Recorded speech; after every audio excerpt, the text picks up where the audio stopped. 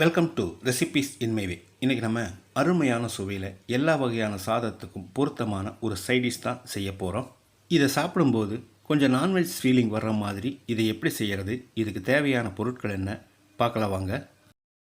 Mixie ஜாரில் சின்னதாக 3 துண்டு பட்டை, 3 ஏலக்காய், 3 கிராம்பு, 3 வரமிளகாய், காரம் அதிகமாக வேணும்னா இன்னொரு மிளகாய் சேர்த்துக்கோங்க. 1 டேபிள் ஸ்பூன் மல்லி, 1 டீஸ்பூன் மிளகு, 1 டீஸ்பூன் சீரகம், 1 டீஸ்பூன் சோம்பு சேர்த்து கொரகொரப்பாக அரைச்சி எடுத்துக்கலாம். இப்போ இதில் ஒரு 1/4 கப் அளவுக்கு தண்ணி சேர்த்து பேஸ்ட்டாக அரைச்சி எடுத்து வச்சுருக்கேன். 1/4 கிலோ உருளைக்கிழங்கு வேக வச்சு எடுத்து வச்சுருக்கேன். அதோடைய 200 கிராம் அளவுக்கு காளானையும் நறுக்கி வச்சுருக்கேன். உருளைக்கிழங்கு வேக வைக்கும்போது 1/2 டீஸ்பூன் உப்பு சேர்த்து வேக வச்சுருக்கேன். இதில் இருக்கிற தோல் எடுத்துகிட்டு சின்ன சின்ன துண்டுகளாக நறுக்கி வச்சுருக்கேன். வாணலியில் 3 டேபிள் ஸ்பூன் எண்ணெய் விட்டுக்கலாம். எண்ணெய் காஞ்சிருச்சு. இதில் நறுக்கி வச்சுருந்த உருளைக்கிழங்கை ஃப்ரை பண்ணி எடுத்துக்கலாம். ஸ்டவ்வில் தீ அதிகப்படுத்தி வச்சு ஃப்ரை பண்ணணும். அப்போ தான் நல்லா ஃப்ரை ஆகும். எல்லா பக்கமும் கிறிஸ்பியாக ஃப்ரை ஆகிறதுக்கு ஒரு 3-4 நிமிஷம் பிடிக்கும். திருப்பி விட்டுட்டு இருக்கணும். ஃப்ரை பண்ணாமல் சேர்த்தோம்னா பொடி மாஸ் மாதிரி ஆயிரும். அதனால தான் ஃப்ரை பண்ணுறோம். இந்த மாதிரி கொஞ்சம் செவந்து வரும்போது இதை எடுத்துடலாம்.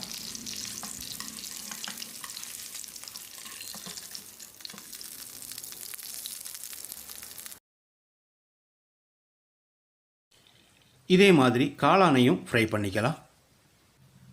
நீங்கள் காளானை ஃப்ரை பண்ணாமையே சேர்க்கிறதா இருந்தாலும் சேர்த்துக்கோங்க.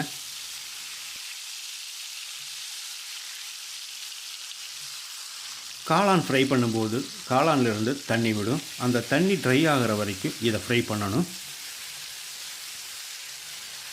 உருளைக்கிழங்கு மாதிரியே காளான் ஃப்ரை ஆகிறதுக்கு ஒரு 3-4 நிமிஷம் பிடிக்கும்.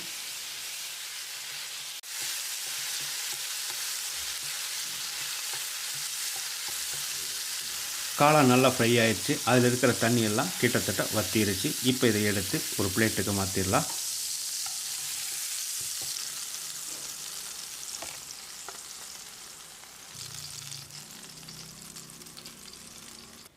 அதே எண்ணெயில் 2 பெரிய வெங்காயம் 200 கிராம் அளவுக்கு நீல வாக்கில் நறுக்கி வச்சுருக்கேன். இதை போட்டுடலாம்.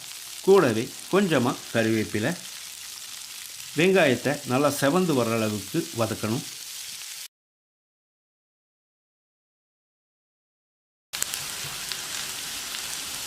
வெங்காயம் நல்லா வதங்கிடுச்சு. மீடியம் சைஸில் 2 தக்காளியை நறுக்கி வச்சுருக்கேன். இதை போட்டுடலாம். கூடவே 1 டீஸ்பூன் உப்பு, 1/4 டீஸ்பூன் மஞ்சள் தூள் சேர்த்து தக்காளியை மசிகிற அளவுக்கு வதக்கிடலாம்.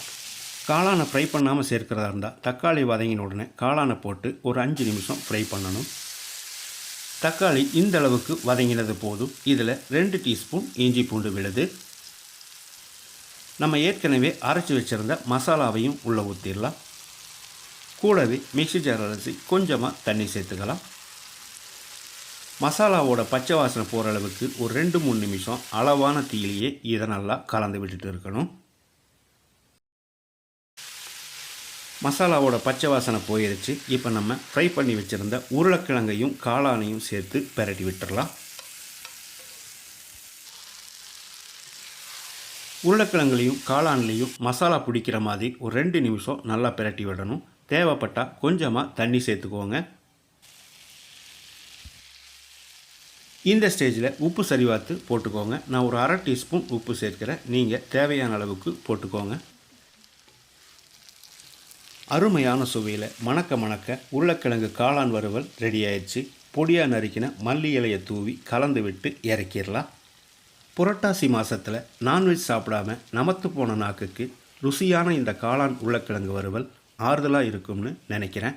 அதனால் இதே மாதிரி இதே அளவுகளோடு நீங்களும் செய்து பாருங்கள். இந்த வீடியோ பிடிச்சிருந்தா லைக் பண்ணுங்கள், கமெண்ட் பண்ணுங்கள், ஷேர் பண்ணுங்கள். சப்ஸ்கிரைப் பண்ணாதவங்க சப்ஸ்கிரைப் பண்ணுங்கள். மறக்காமல் பெல் பட்டனை கிளிக் பண்ணுங்கள்.